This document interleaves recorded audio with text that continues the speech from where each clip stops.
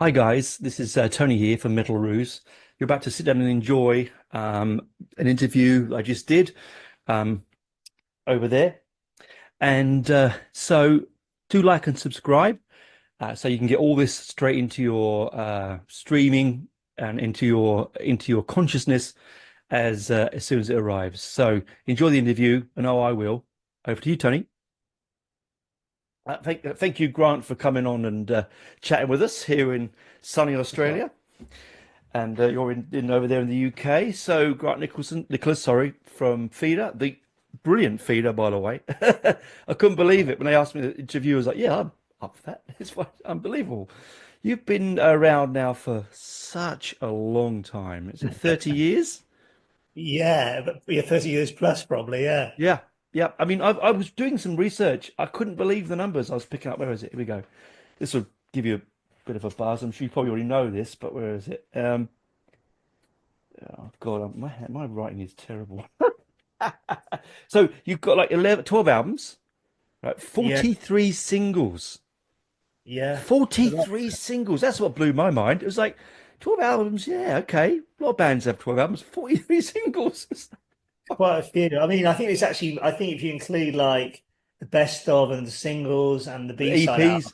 Yeah, that stuff is actually more like about 14 albums, I think. But yeah, I think actual official albums, because even the best of came with a standalone album inside it, which kind of went under the radar a bit. It was called Arrow, but it's got yeah, like 9, 10 songs on it. So that's kind of an album in itself. If you include yeah. all those.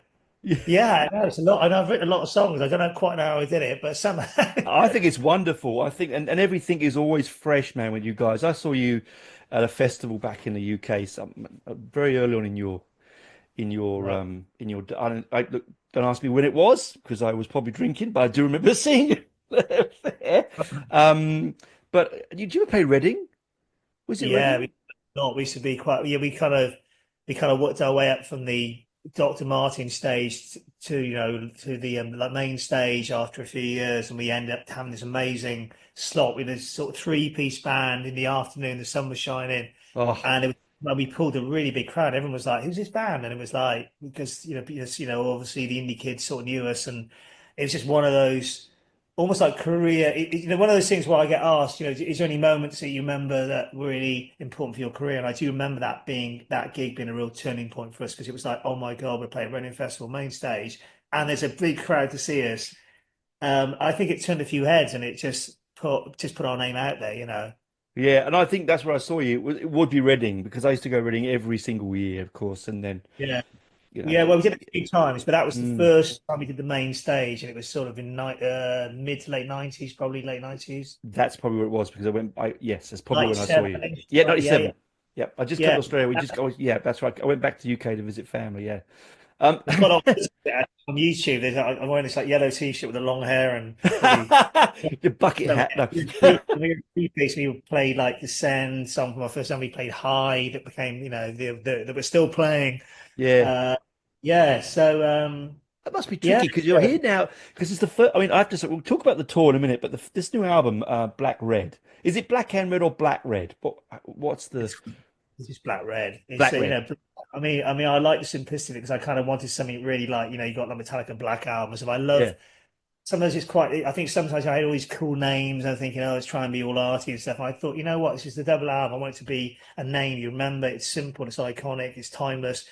And that's so I just came up with this thing like black red, and it was to be should be red black or black red. Black Red works well, I reckon. It just Oh sounds yeah. like it just sounds like a classic album, and maybe 10, 20 years time, maybe it will be. Who knows? But it was yeah. I wanted to have a real simple message in the artwork, and it's just everything about it just to be one of those ones, and it just felt like yeah, that felt like the one, and it was a no brainer really.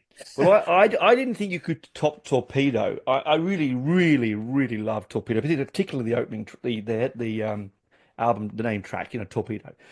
Yeah. I really dig that big time. And this is a quite because this is a for those that don't know that your band or the story of this album, this is like a second part of a trilogy, isn't it? Following on from Torpedo. Yeah, I mean, it was sort of. I wasn't trying to be like, yeah, I was being a little bit prog rock in my Oh, thinking, I love but it. Don't you? I It's thought great. I mean, I love a lot of prog stuff sort of growing up. I love all Yeah, those albums, all the artwork, and I'm yep, old school. I love all that. But I yep, thought, look, the thing about double albums is, there's always that argument. Oh, it'd have been a better single. People said it about, Smashing Pumpkins and Melancholy. Oh, that's yeah, great. And I really tried to thought, well, I really don't want it to be that. So I want it to be, if you had either one, like the black CD or the red one, they'd stand up as being sort of, decent feeder albums in their own right. And I think we mm, achieved, and I think there's enough heaviness on each. The first one's probably slightly heavier, but there's a bit of both on each one. But then the second one's got slightly more. It goes off a bit more anthemic, sort of stringy, that yeah. classic stuff It's as quite well. Yeah, in its sound. Yeah, Nerve and all the stuff, a bit more like melodic and things like unconditional with the strings and everything. mm, So it's slightly different, but I think it feels like I didn't want it to be one long CD. I wanted it to be like this thing, two pieces of work that you do. You have a little bit of a break to change it over, or you can just listen to the one CD and then listen to the other one later on or the next day, whatever. I kind of really want it to be like that. I know it sounds a bit, it took quite a lot of time to think about it to be, for the listeners, to hear it in that way. Whether they care, I don't know, but but I'm quite funny like that. It needs to be the right journey. yeah, no. And you read my mind. I've got a big red word that says a journey on it. Okay, in front of me Yeah, because I think we're coming into the time in the world of music now where if you think, I mean, I'm not old enough to remember the like early 70s. I was born in the early 70s, but I was not able to remember it, right? But if you remember, like, so the history of rock music where you have all this sort of facile pop music, which is wonderful, we love it, all the Beatles, all the Kinks, all that stuff. And then people went become really involved in their music with the prog scene. Then punk yeah. comes along, breaks those walls down. Anyone can do what they want, and it was sort of it feels it's going that way again, where people want complexity, people want journeys in their Well, music. I mean, there's a big thing though. There is quite a good little movement with all the punk bands. You've got new bands, they call themselves punk. I mean, Mm, I term punk. I mean, because it's just some of the lyrics stuff like that. But I don't know when I think of punk rock, I think of Sex Pistols in my head. That's the yep, first band I was straight away. because I Yep, grew up yep, listening to. I was a big yeah. Pistols fan, but you got bands like Idols and stuff. And you got bands like Fontaine's DC. They're not punk, but they're kind of in that same sort of you put them in the same kind of area. Mm, But I also think there's people that do. I think a lot of sort of young kids. Some kids are getting into vinyl again and stuff like that. And I thought, mm, we're a band. We've been around for 30 years. I'm doing something which is so old school and so against. It's so wrong for what what it's like now with streaming. Albums come and go like that. yes. Why put songs on an album? And I said, well, I've got the songs. I'm going to write more. This feels like a body of work. I want it to be like I want it to be like kind of connected in some way. So Torpedo and this record feels very much like the same, the same like body of work because there's songs on Black Red that I wrote, before some of the Torpedo stuff Yeah. that that I decided. I mean, Torpedo, was going to be a double album at one point, and then I got cold feet. So then I thought, after I wrote loads more stuff and I realized what I had left over, or the songs I kept back, I thought, you know what, I'm going to do it. Let's go for it. We had loads of discussions with my manager. I spoke to Taka about it, thinking, Mm. I know it's crazy in this day and age, but for a band like us, and I felt like the songs were there. Why not? Let's go for it. No, And you should. really Yeah. proud of me. Yeah, you should be. I mean, 30 plus years. You have earned the right to do what you want. I Yeah, mean, but I want it to be good. I want it to be like classic. I think it's a classic Frida record. So I think it ticks a lot of boxes for people that like, some people, like the heavier side. Some people like the more anthemic side. There's even some pop, kind of what I call 80s inspired pop songs there, like Hey You and stuff like that, mm, And then you've got, super melodic songs like Unconditional and Lost in the Wilderness. They're still a massive part of what we are as a band, I love to rock out and I love heavy guitars, but I also like dynamics and I like to have a little bit of it's a bit like watching a film. Yeah, you want all the action, but you want a little bit of a break sometimes. And I think, that's the way that I like to try and, that's kind of what Feeder do. And, people either get it or they don't get it. But I think if the songs are good, it doesn't really matter whether they're heavy or whether no, it's guitar or not. I think if people get that, it's all about the song and the dynamics, isn't it? And that's I kind think of what we so. try Yeah. to do. It's what you've always tried to do as a band, and I think Torpedo has that, but it's maybe slightly more rocky Torpedo, just because it's a shorter record. But you could take songs off Torpedo and put them on this record, and I Mm. think they suit well, you know. Oh yeah, yeah, yeah. It It's on reminds the me, yeah, your stuff reminds me, and it's not, but you know, and this is a compliment from me, but Porcupine Tree, you know, some of that few people have mid, mentioned that. and I particularly this album, Yeah, because it has that, like Stephen Wilson has that sort of ability to do the same what you're doing, you know, rocking hard, progressive, pop. It doesn't matter where you go, it's just a good album from the yeah, beginning to the end. And I must admit, I don't get scared of these things. I pick up the album, like I look and I go, 106 minutes, great, yeah, right? yeah. Yeah, I don't think. I think there's obviously that I'm just me. Other people might go, oh no, whatever. But like you said, you can break up over time. Like I was reading that you said that if this is correct or not, that Torpedo was written during the pandemic, all the issues that we went through. And if this is a journey on, is it thematically similar? Did the themes come from that as well, lyrically? Some of the stuff was written out on this album was actually Mm, during, during lockdown as well. mm, Some of it, yeah, was written afterwards. So I can't quite say, I suppose that some of it is what was going on in the world or where my head was at afterwards or where, what had happened since then. And then some of the songs on this record are during actual lockdown. I mean, songs like, I remember I wrote Scream during lockdown. I wrote, I think Unconditional was probably written probably before as well, and something else I wrote as well. I can't remember the other track. Just trying to think of all the songs now. Yeah, I'm tell you what, I love things like Elf, man. I love that track coming into the album off of That's Groy. one of my favorite tracks. I mean, that's got that like proggy thing. That's got that Yeah, sort of, you also mention stuff like Porcupine Tree. yeah, They got prog in their stuff, but yeah, they're really good songs what they do. And yeah. I even years ago, someone mentioned them and saying there's little elements of us that we are quite different sounding bands, but there Oh, is yes, yeah, similarities there. yeah. I could see you touring together. I really could. It's the kind Oh, of that'd thing be that, great. yeah, I'd Yeah, be they're a like, great band whoa, actually. I mean, he's a really good writer. They're really good. yeah. They're probably a bit more proggy than us, which is Oh, really yes, cool.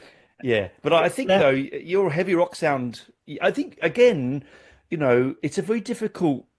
I'm not a big lover of boxing people into genres, right? Like we all do it, but yeah. like for me, for you, it's just the spirit of rock and roll. It's just well-made rock music. You know what I mean?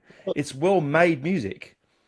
Well, It's it's what not, I mean. yeah. I mean, I've always been a song guy, and I've been influenced by lots of stuff. And I'm not embarrassed to say my influences. I mean, I grew up with a lot of pop music. Anything Yep, from being a kid, listening to ABBA, and yep. even like reading super mellow stuff like Carpenters, Hmm. Fleetwood Mac, Simon Garfunkel. Then I got into like Black Sabbath, Led Zeppelin, Yep.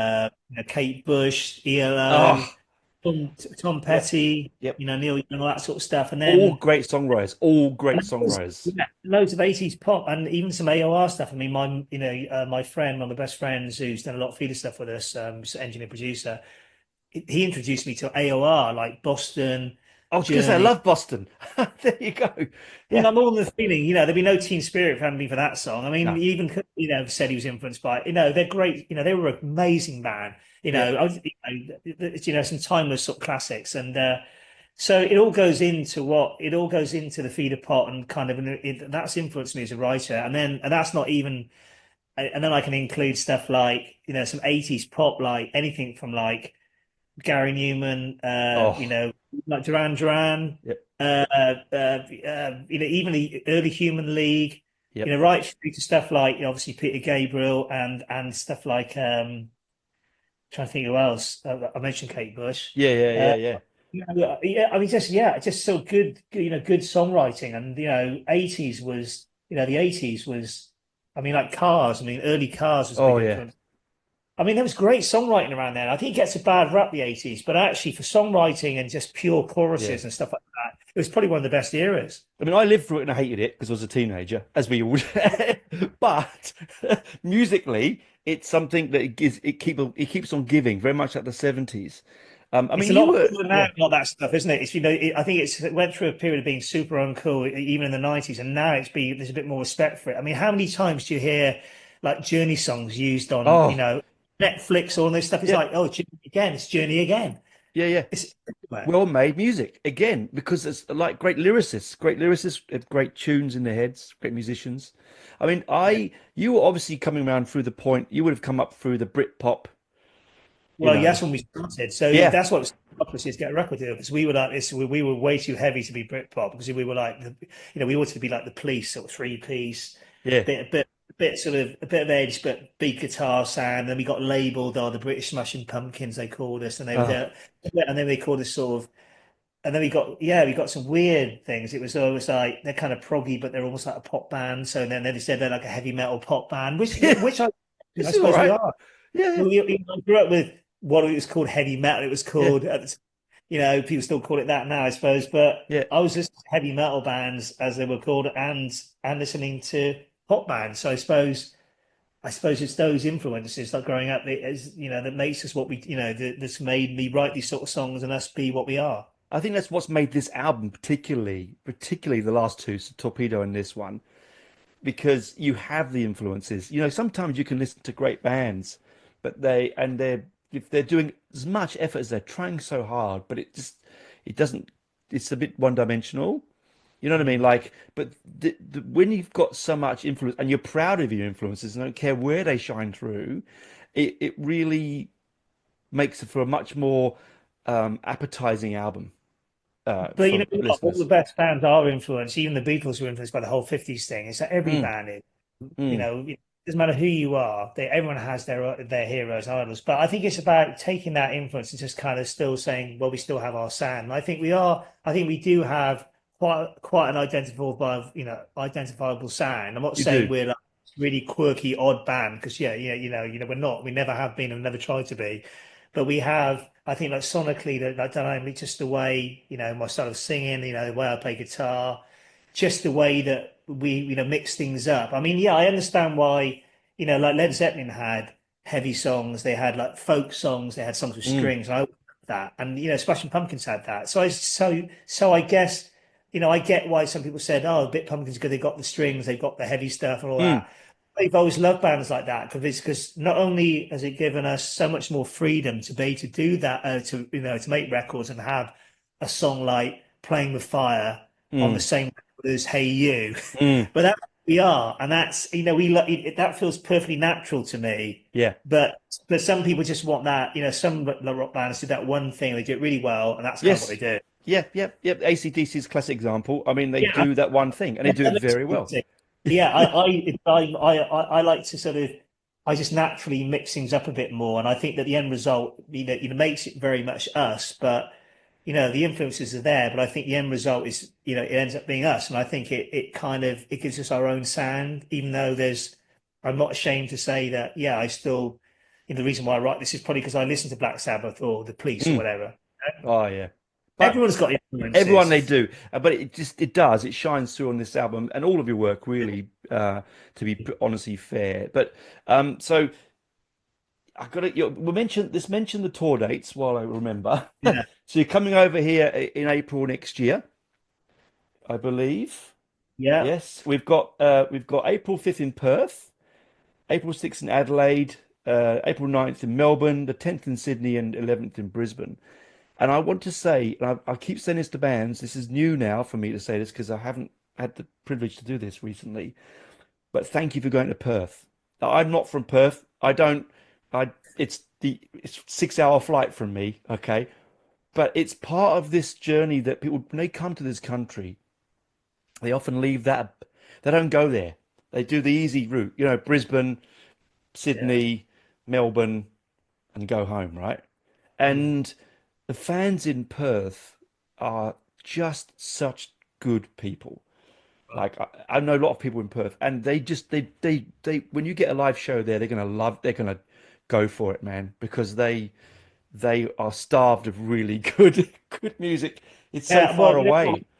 we waited 18 years. We said, you know what, if we're going to go, that's, we want to make sure that we really go and play as much as we can. And obviously, Mm, like, we have to do even more shows, but listen, we haven't been there for a long time. We're not expecting, we still have, so I'm doing these interviews, mm. people might know the name, but they might go, oh, I used to know them or whatever. It's been a long time. So sometimes that works in your favor. They go, hey, you better go see these guys. They aren't getting any younger. Yeah, But yeah.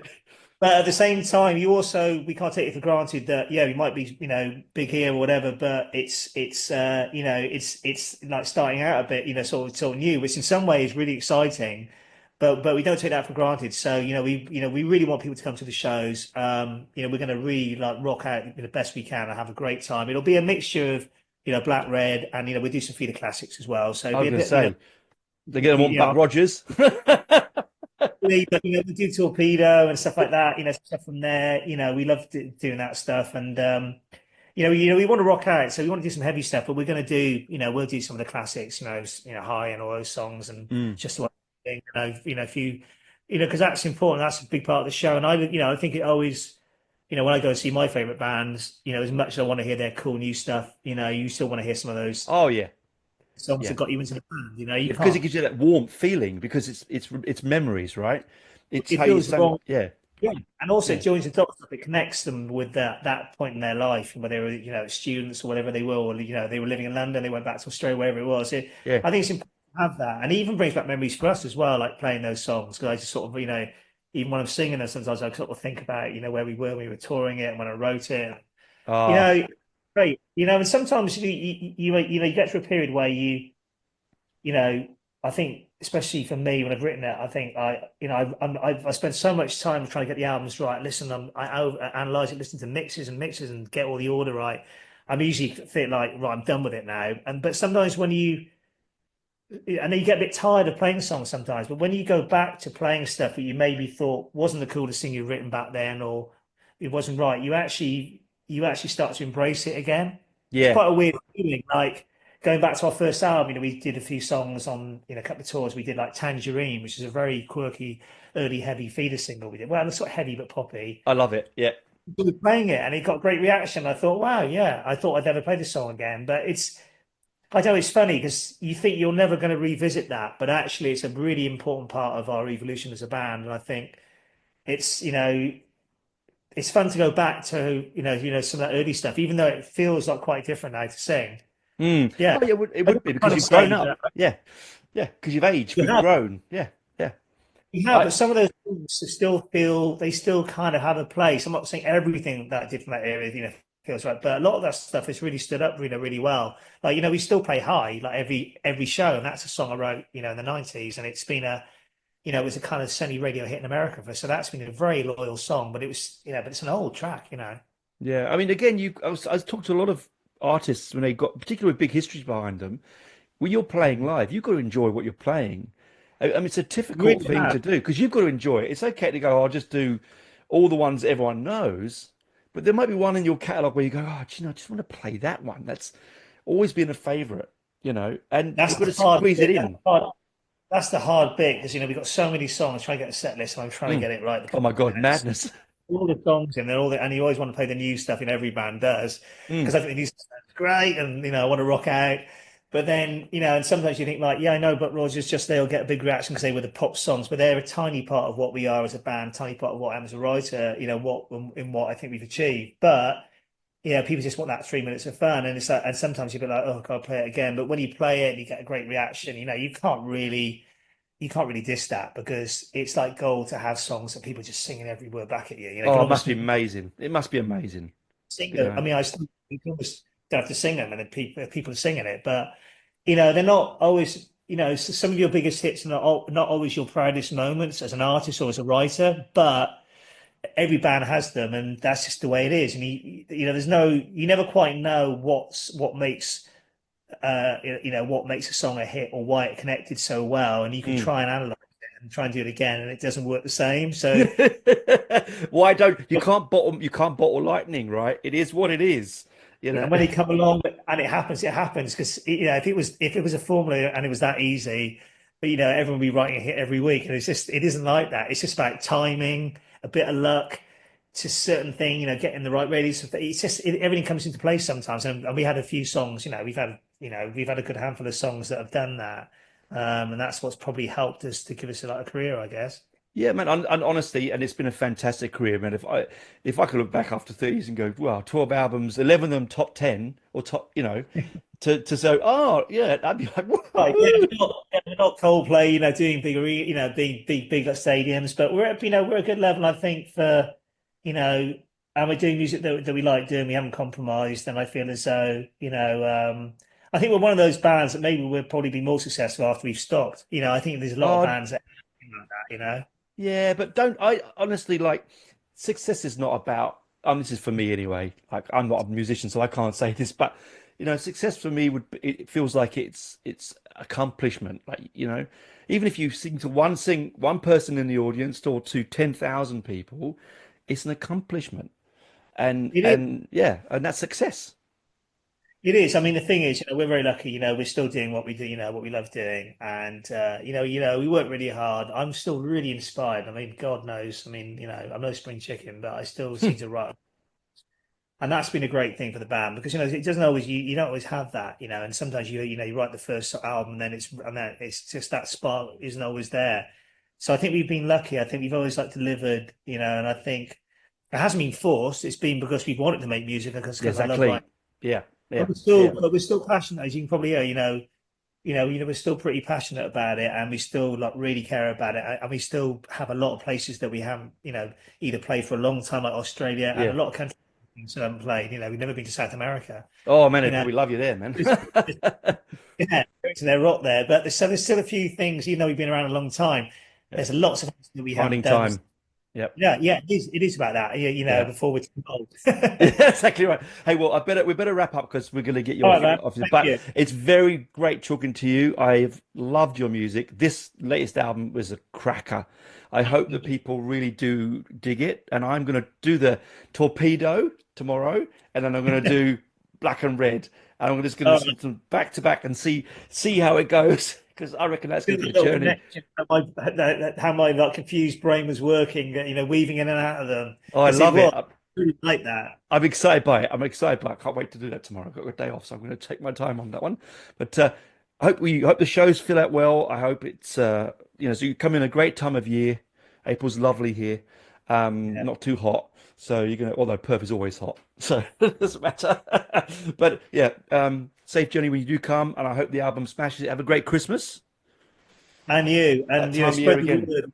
Yeah, and if you're listening, like come and see us. It's gonna be a really fun tour, I and we will can't. I'll be there in the Sydney show, no doubt. All right. All right. Yeah, Take it really easy. hard. All Bye right, for now. bye. Bye, mate. Bye.